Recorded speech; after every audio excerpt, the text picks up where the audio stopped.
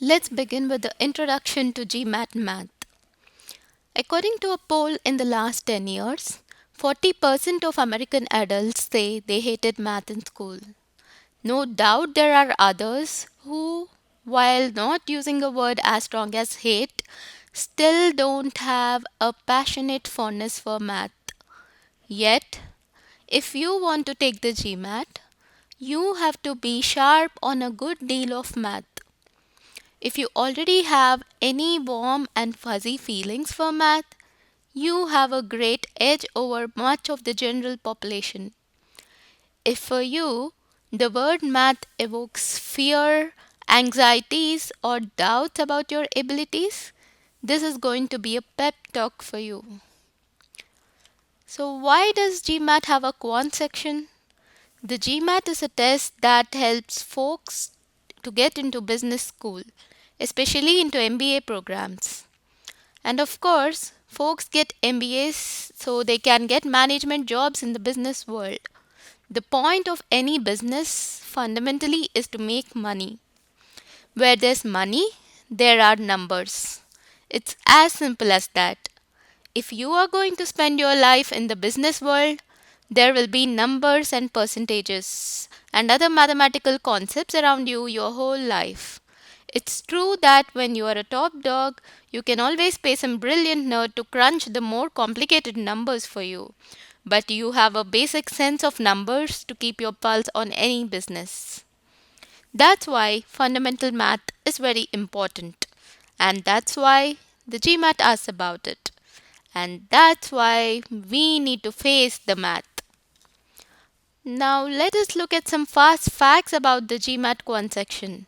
The GMAT quant section lasts for 75 minutes and it has a total of 37 questions.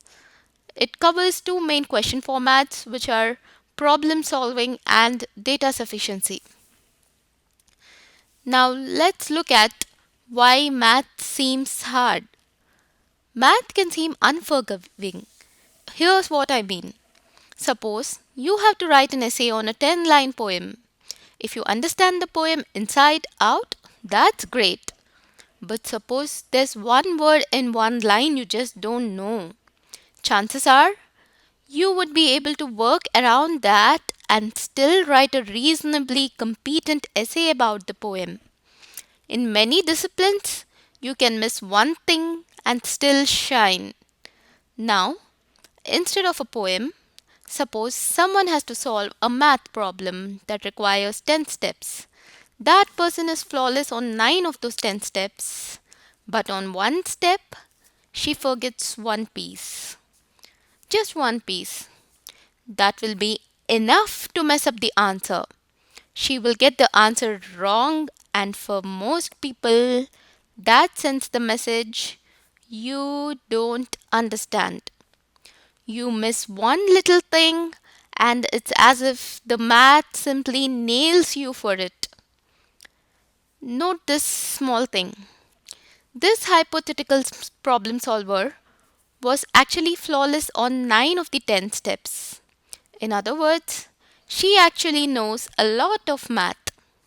Yes, it will be important to clear up the concept on the step she missed, but it's very important for her and for you to take credit for knowing a good deal of math, even when the answer is wrong. That is hugely important in the learning process. Another reason math can seem hard is that it's like a language in that success on more challenging problems requires fluency. If you have ever learned a language beyond your native tongue, you probably recognize how effortless the new language can be when you are fluent, but how much of a gut wrenching struggle it can be when you are uncertain of half the words of grammatical forms.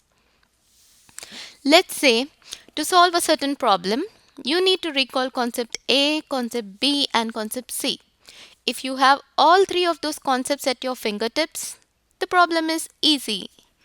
If you recall concept A and concept C but not concept B, the problem may well be intractable.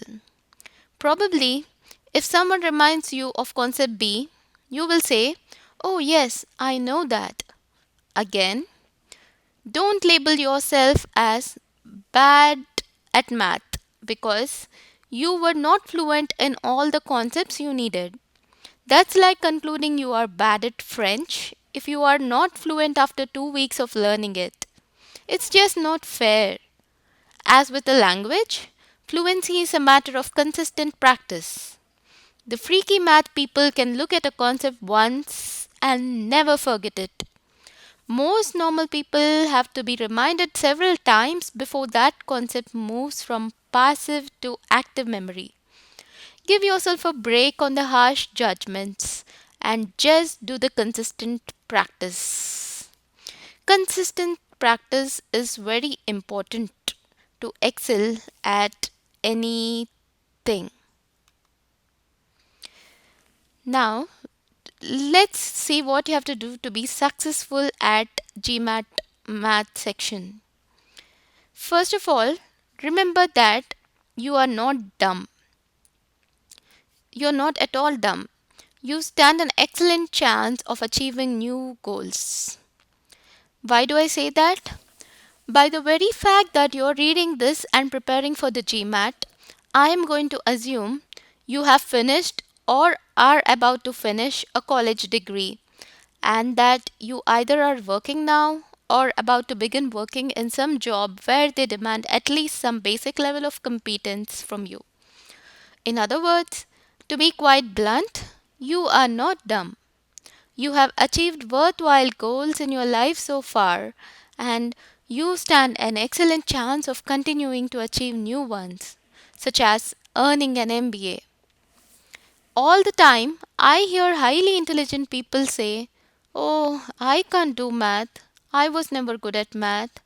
It simply can't be that high school math is entirely beyond the abilities of 80% of college graduates.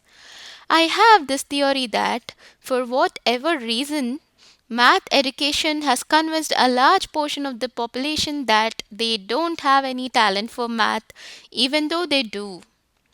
I don't know if it's the fault of the teachers, the textbooks, the college admission process. I just know the result is many bright people who, with the proper reacquaintance, could be successful with math have already emotionally psyched themselves out on this subject. So, the most important thing is believe in yourself. So, your belief will bring you success.